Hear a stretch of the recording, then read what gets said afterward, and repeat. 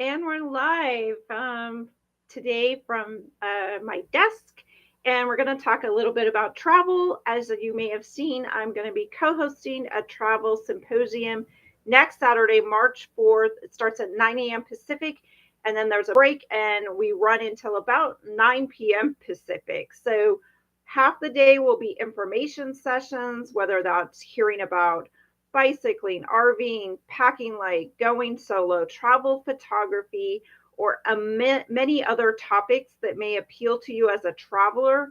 Please come and join us. Tickets will be available at the-travelcollective.com.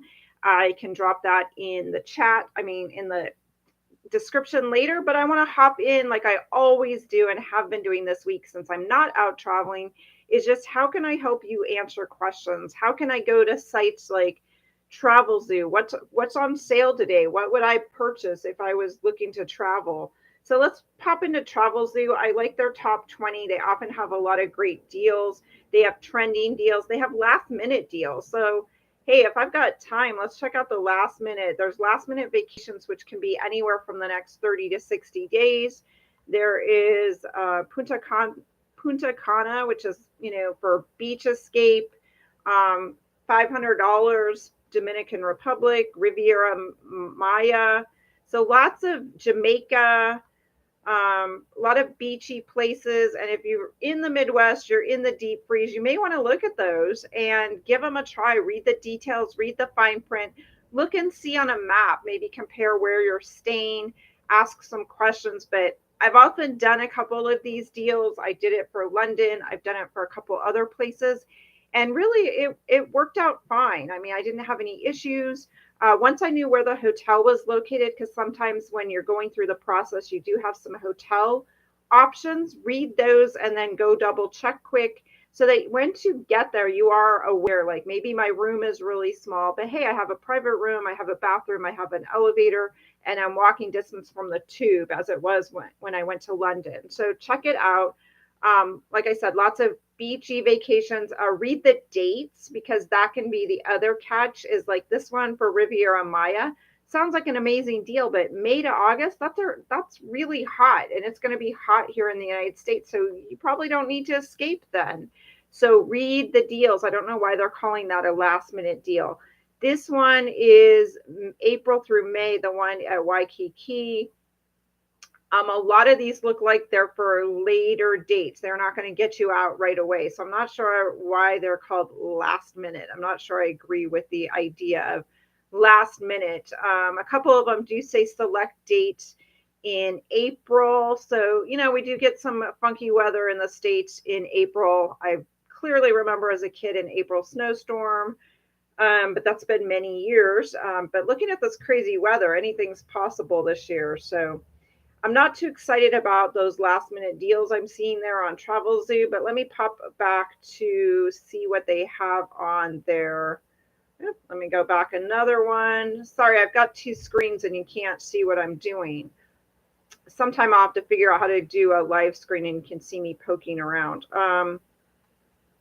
This one is just their top 20 deals. And again, some of these you want to read the fine print. Lake Arrowhead, Europe's Rhine River this fall. Now that sounds beautiful. Netherlands, Germany, France, and Switzerland. I'll be honest, I haven't done a cruise yet of any kind overnight, so I'm a little hesitant, but these smaller river cruises have less cabins, so it would be more accessible. It probably stops more often. And you're right, going down those canals, the Germany River, I did that in the fall. It's stunning. The little towns are right along the edge. And when you get off, be sure to buy more than just a tchotchke in these small towns. These small towns need our dollars to continue surviving. The local businesses, whether it's a local restaurant, a local bakery. So keep that in mind too when you sign up for one of these.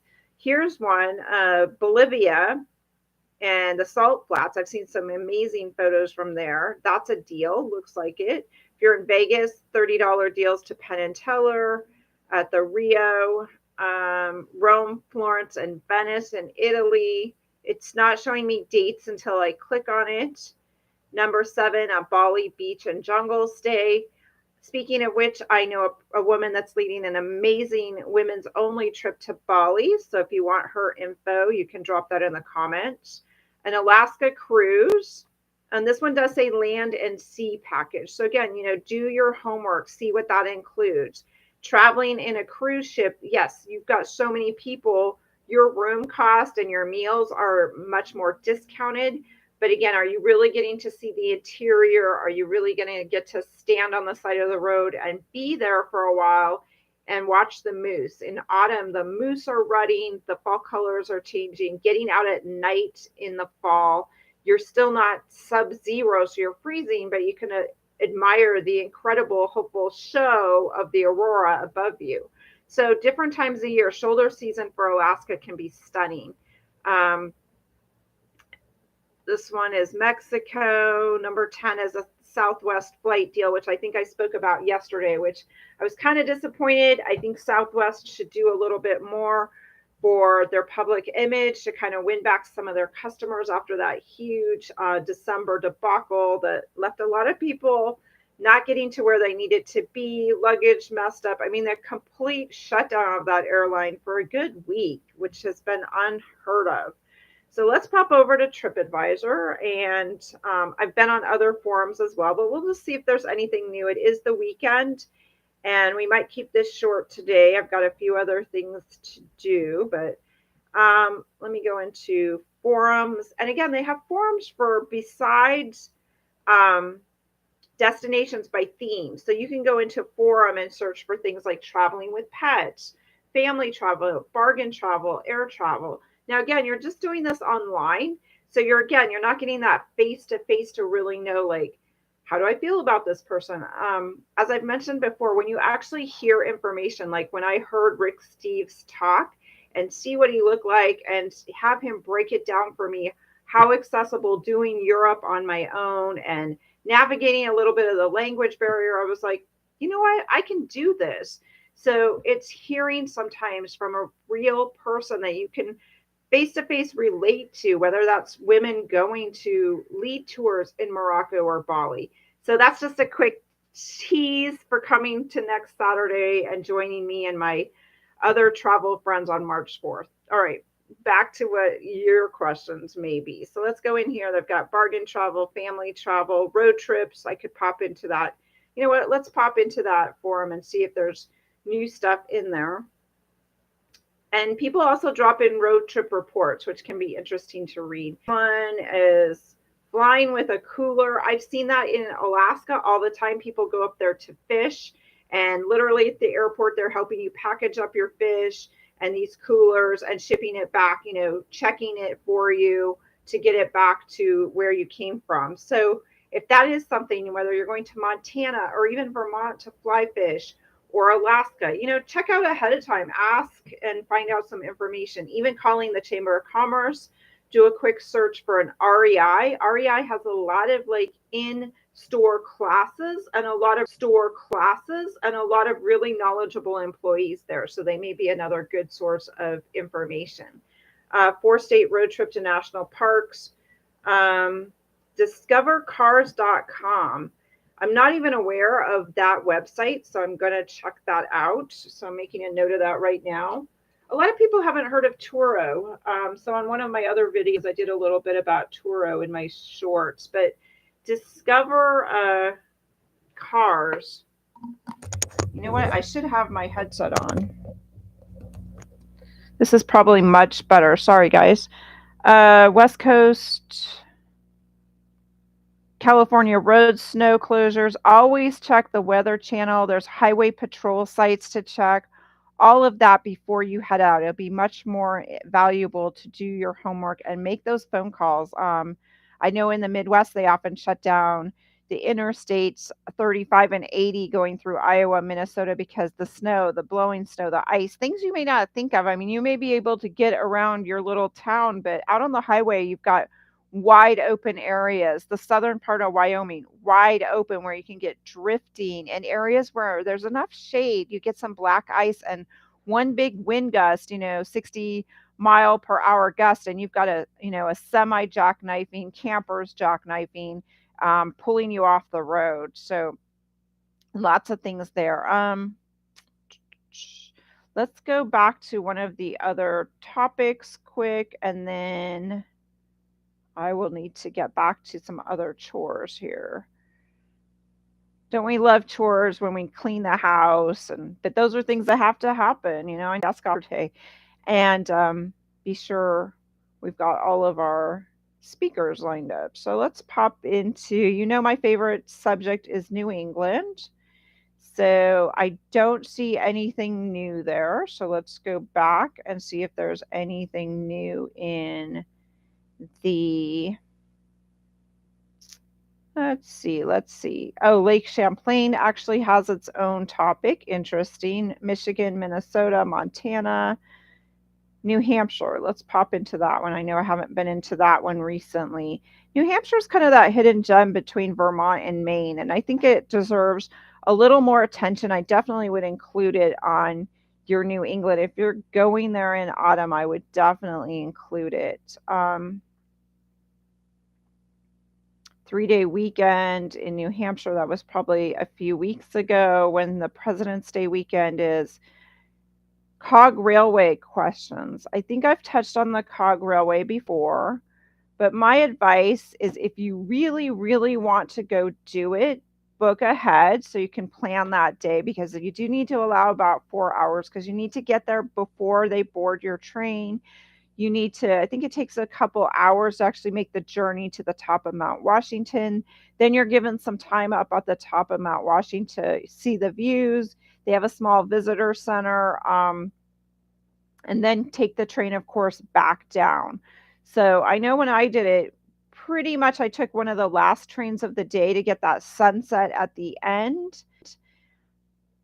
And also try to get, they also assigned seats. So picking a side near the window versus the aisle, you'll have a better chance of kind of looking down. However, you do have to climb over people. They do let people go to the back deck to kind of get that view up the tracks. It is very crowded. I almost wish they would um, have the trains less full and charge a little more. I know that sounds, or having a mix of that because again, there are people where it's worth paying that little bit of extra, not to be crammed in there like sardines, but to actually be able to turn your body and get a photo out the window or be able to go back to the platform and see what the brakeman is doing and look up the tracks and really admire like this engineering feat. It just that just boggles the mind sometimes. So there's that. There is the auto road. So if you're wanting to not be crammed in like sardines, you can drive your own car up the paved auto road and stop a little bit here and there. I saw the spots to stop. But again, if the weather is cloudy, you can get literally clouded in. I remember the first time I took the Cog Railway, I got in, crammed in there, and literally it was just white out of both windows, nothing to see. So it felt really just wasted 4 hours essentially, and not as exciting, which kept me away for many years. I didn't go back. I did recently get very lucky on a sunny day and got tickets and went, and that may be what you want to do. Have a couple possibilities in your itinerary, and then as it gets closer, watch the weather, watch the forecast, go to Weather Channel, whatever weather app you have for that specific area, and try to pick the best of the days or try to do a walk up or call or go online that morning, the night before, something like that. Those are my tips on the Cog Railway. Honestly, if time is of a concern, or if you're really into photography, you may want to find other ways to make use of your 4 hour block of time. I can't imagine how kids do it. Their attention spans might be um, too short for something this slow and this, confined. I'm not sure. I saw some small kids on the train when I took it on the cog. So, things to consider. So let me go back to what else is in this New Hampshire forum thing. Let's see. Residence in downtown waterfront versus hotel Portsmouth. These are really different. This is a great question. I'm almost hesitant to answer it because I personally know what I prefer. The, Residence Inn is closer to the downtown area, but the Hotel Portsmouth has a lovely feel. It's just old school. It's got beautiful refurbished rooms with wide wood floors, really nice bathroom accommodations. You've got a couple common rooms. They put out a really nice, more than just a continental breakfast.